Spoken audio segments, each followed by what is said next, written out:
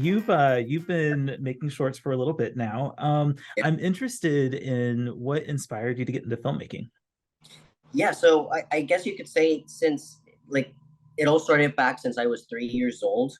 Wow. My mother took that leap of faith that most parents don't do Hmm. at a kid's young age to take me to the movie theater, Hmm. and I just remember this like this just flashed frame, this one frame of the film that I was watching, and it was Mighty Joe Young.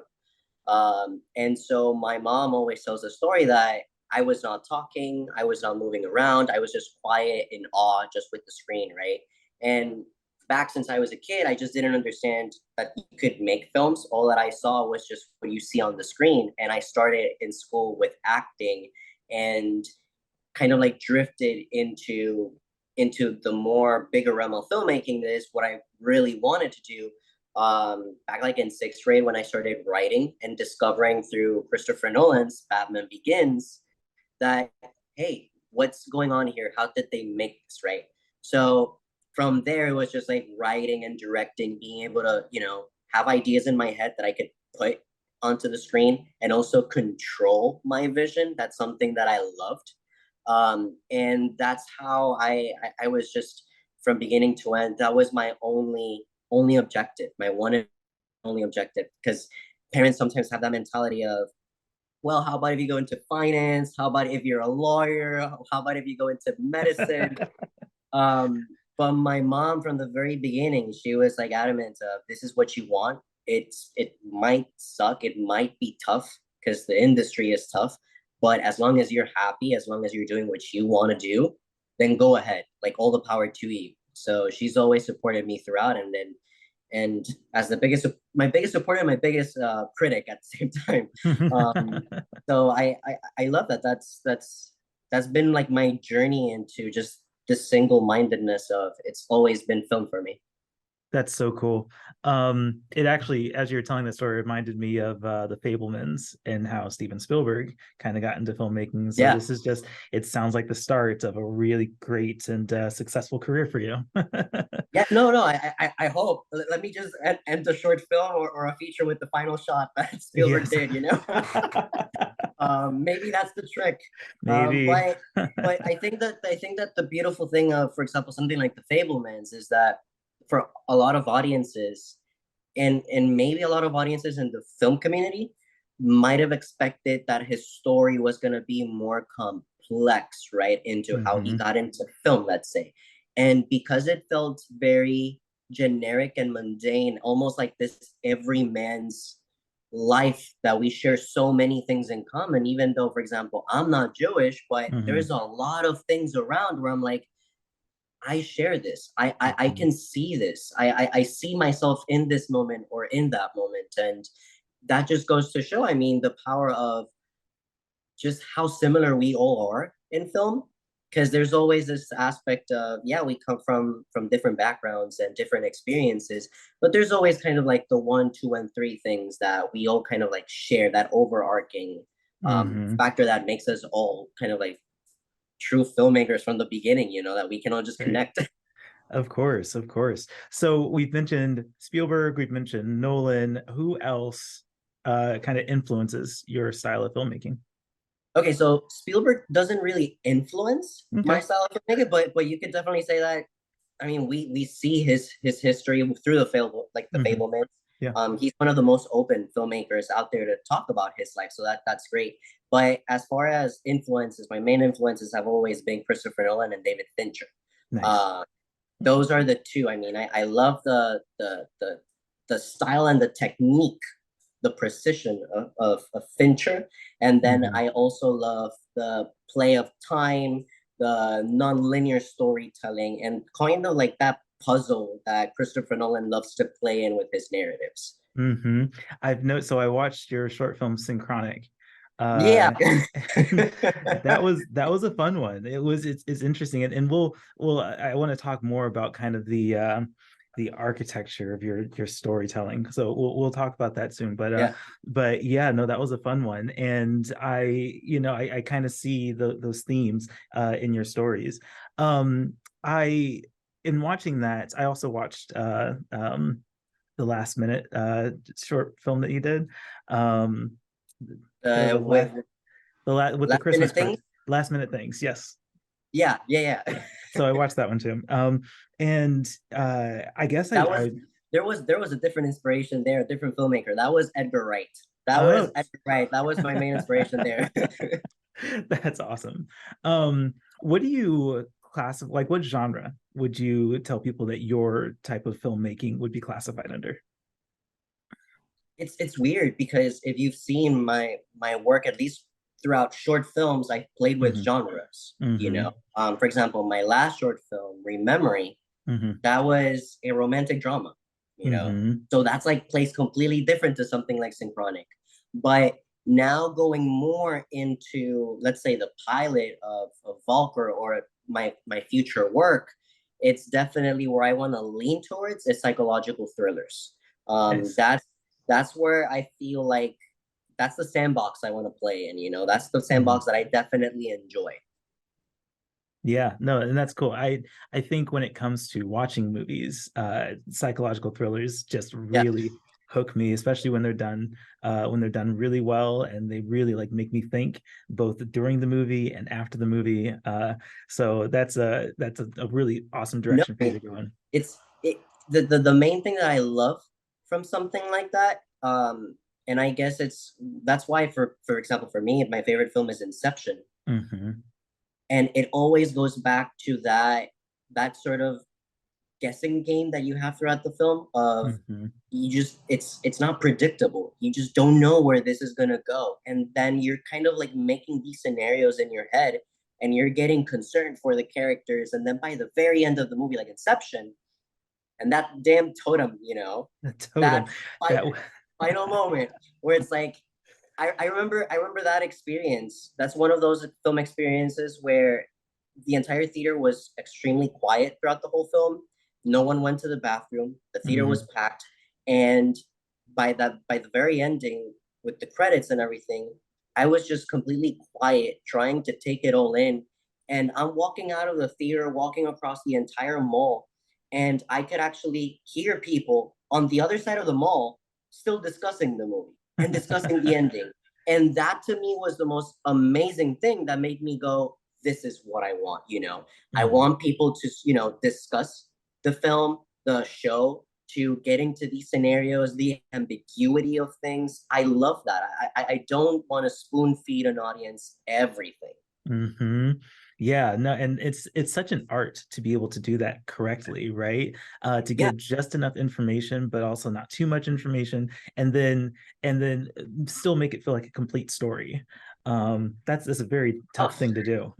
It's tough because you think you know your audience and at the Yeah. same time you don't. Mm-hmm. Sometimes you think that your audience is smarter at something, and then you discover that whatever you're doing is just either too complex or just too simplistic, and Mm-hmm. then your audience might flip very easily on you and might Mm-hmm. feel insulted, right?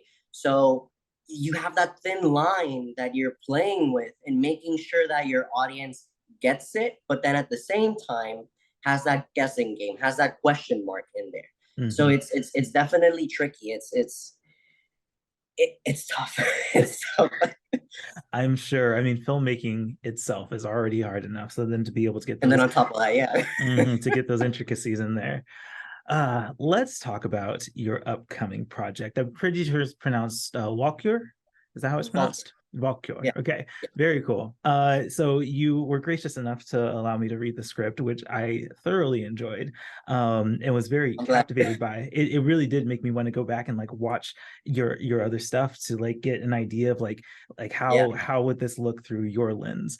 Correct. So just really quick, give a synopsis of what this particular story is about.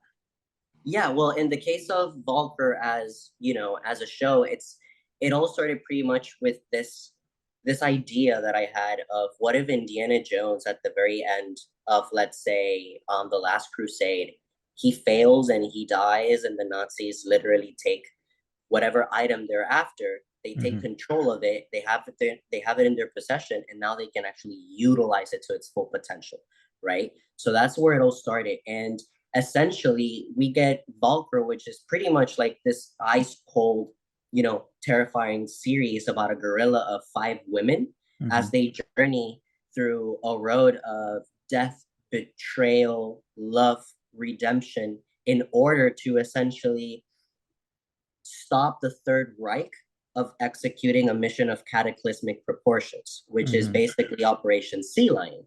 Um, and Operation Sea Lion is essentially part of history.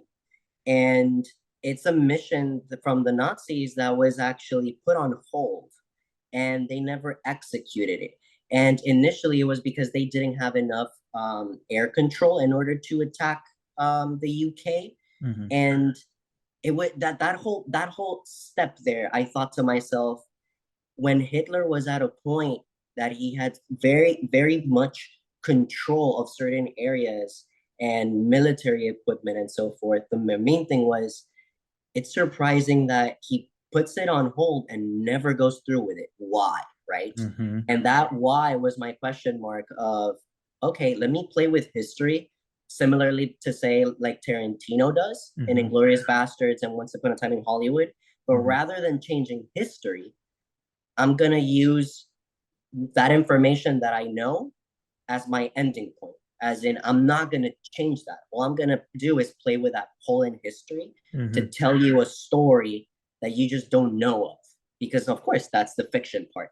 Yeah, and it's a very interesting approach to developing a story, because I think I know for me, when I'm looking at historically based movies, it's interesting to see, like, well, what if this was different, what if that was different, but to actually like fill in a gap, uh that's actually a really cool thing that makes it even more plausible, really. Like it just kind of, Exactly. And yeah. and and that's the moment where I go, okay, let's have fun, but it's kind of almost like knowing that you have the limitations of a budget, right? Hmm. You know you can't go past X amount of dollar range. Therefore, Right. the same way here, it's like I can't go past this timeline. I can't do this because this happens in such place at such time. So Hmm. playing with those things, and then also grabbing little moments in history and kind of turning them upside down from a different perspective, right? Hmm. That was something that I really wanted to enjoy in the telling of this story, like this overarching 3-season show. That's fun. Something that struck me when I was Yeah. reading the script is just kind of the story that you're telling, and maybe in comparison to your own background, seems very different from like your background, your heritage. We have German, Yeah. like you actually, there's a bunch of segments in German. Do you know German? No. Okay. No. So this was the fun bit with German, right? So Right. I wrote it all in English, right? Yeah. But then at the very beginning, I thought to myself, okay, so I don't know German, but Hmm. I also want to be authentic, right? Hmm. So do I go full German, let's say Tarantino as in Inglourious Hmm. Bastards? But then at the same time, I went, you know what? I also want to play with this whole back and forth because I love the German words, right? The Hmm. phrasing, how it sounds, how harsh it can be, and how dramatic. But then Hmm. I felt to myself, if I do the entire thing in German, I'm kind of taking away certain moments of certain punches Hmm. that the actual language has. And so that's where I was thinking, okay, let's grab certain bits. But in order to do that, I went ahead with a friend of mine. Her name is Hmm. Julia because she actually speaks German. Nice. And so I went, Julia, look, I have this thing here. I'm going through this entire process of wanting to figure out where and what, right, could actually work perfectly in German. And then she goes over with her suggestions, and I'm like, wow, wow, wow, wow, right? just like being mind blown. So that's how it happened. But then at the same time, as she was providing those things, and I'm not kidding you, currently I'm basically learning German through Duolingo Nice. because I want to be able to have this slight shorthand of communication because we're gonna have to have a not only a sign language teacher on set, but then also we would actually have a teacher that's also going to help us with the German accent. Because even though it's in English, I want that German accent in there. For example, I don't want, which is the main critique that people are having of Ridley Scott's Napoleon right now, is the film looks fantastic, but the guy just speaks plain English. There's no accent, at least. So I definitely don't want to go there. Right. It's interesting because accent also plays a role in this, how the story unfolds, and in correct, definitely. And then as for the initial part where you were saying that it's very different to my, let's say, my heritage and so forth, it's fun that you asked that, because that has been, to this point, my main kind of problem in the industry as a whole, is that the industry looks at my skin color instantly, and they just judge me based on that. And then the industry goes, because I've had opportunities for, like, handed over to me where it's like, hey, you could do the film, or you could do your show or a short film, whatever, but can you do it about immigration, or can you do it about, you know, conspiracy stuff that is happening in your countries in Latin America? And I go, look, there's a story for that, and someone else might want to do it, and that's fine. I mean, look, we have filmmakers like Iñárritu, you know, we have Guillermo del Toro, you know, like these are filmmakers that I admire and that have touched on those things in the past or currently. But on my end, the way that I see it is, no one ever asked Christopher Nolan when he started, hey, can you do something about, you know, the British colonialism, about history? Can you do something about that? Nobody asked, you know, a filmmaker like Wes Anderson or David Fincher to talk specifically about their heritage, right? And about the US and how they were raised and so forth. And so that's how I think things should basically be. Is I want to be able to tell my own stories. I mean, I grew up thinking about entertainment, the big scope, you know, giving you that sort of out of this world experience.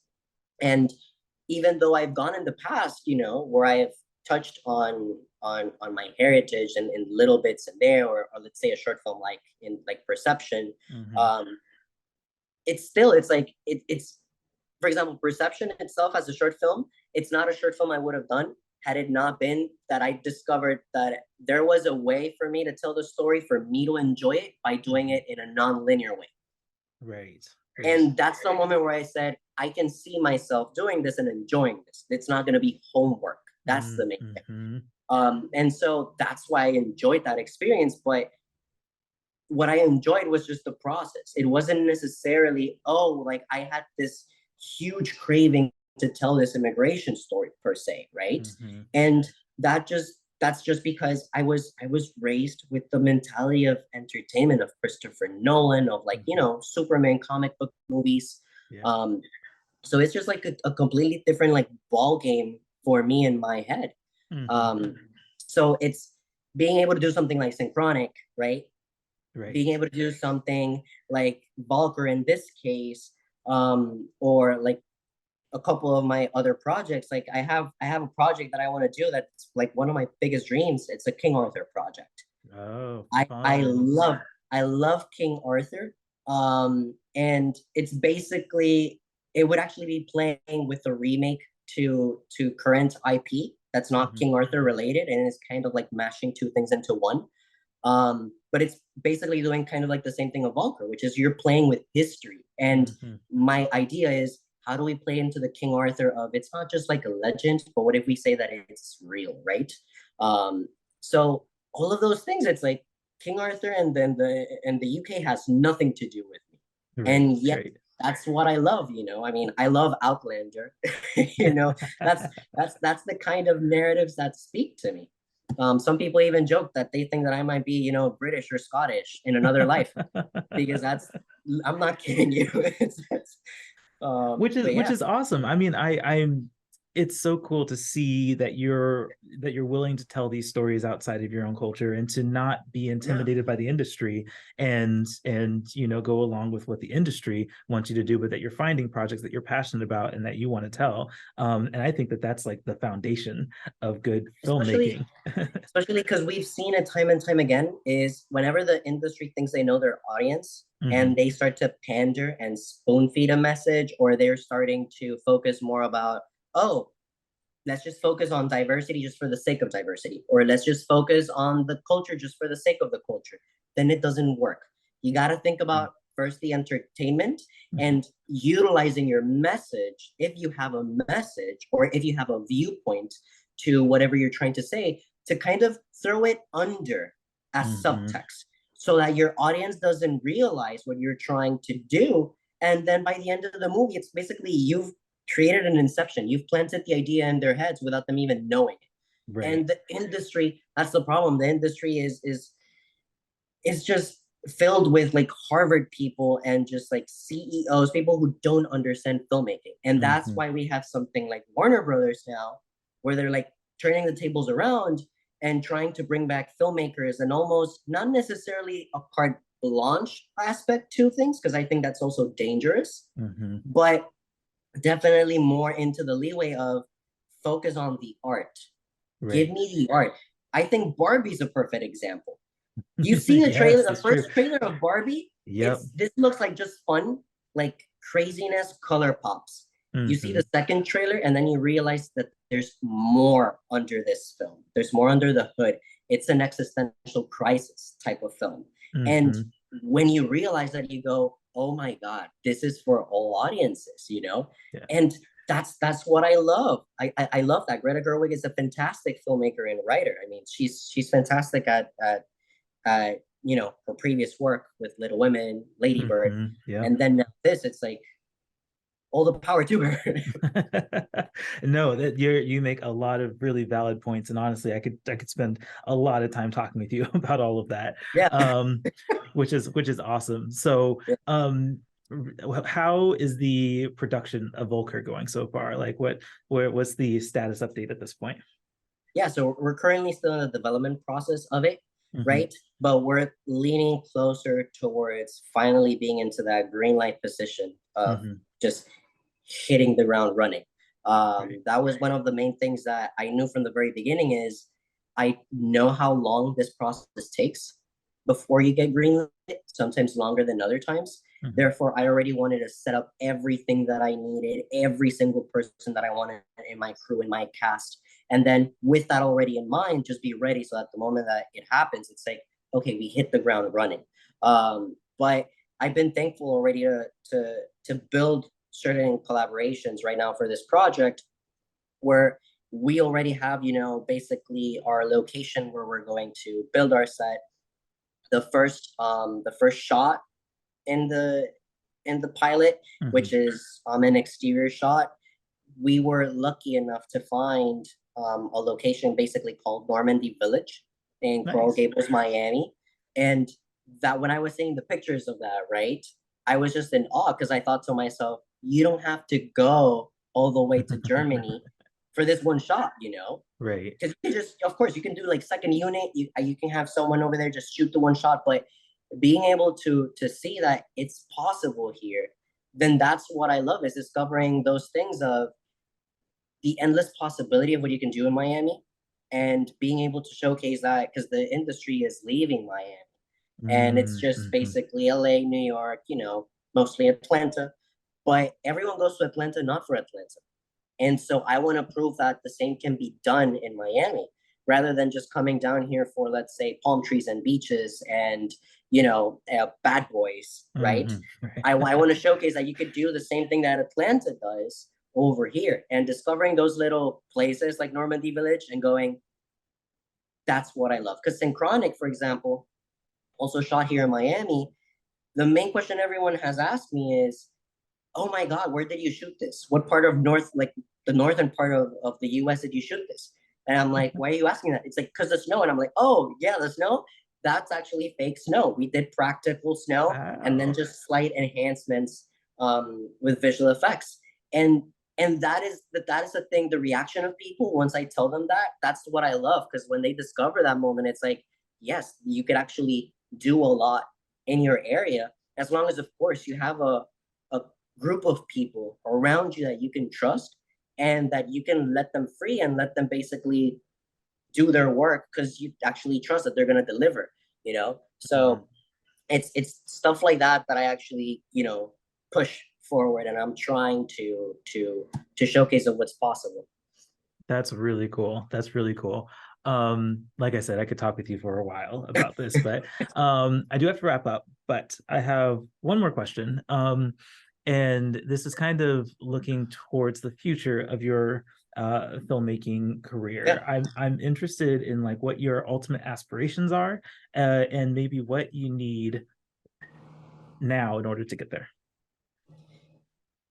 So I don't know if every filmmaker would say this, but instantly one says money. Yes, of course. Because the creativity and the tools are there, right? Yeah, But then at the same time, it's like, even David Fincher, like $200 million is not going to be enough, right? right. So when I look into where I'm at now, it's like the creativity aspect has never been an issue, Hmm. because it's like either ideas just flow in the moment or with time, and Hmm. things just happen. But it's just a matter of, I think it's being treated more than just a Latino. I think that's like my biggest bump in the road, Hmm. is I'm only treated as that.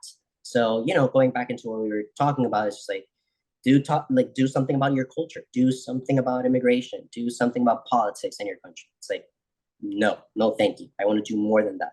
And if I can get over that, like, hurdle, and I think something like Walküre is exactly that. Because Walküre, for example, it's a TV show. I never wanted to do a TV show. Hmm. And it was the producer, Octavius Prince from Synchronic. He was the one that wanted to do a show at the time. I had no idea of a show. I had nothing. I showed him the script for Synchronic. We did that, but he planted that seed back then, and through time, that was the moment where I went, okay, I have this article that I read back in 2018. Now I know what I can do with it and give it my own sensibilities, right? So being able to know that, yeah, the stories that I want to tell are complex, are entertaining, are fun.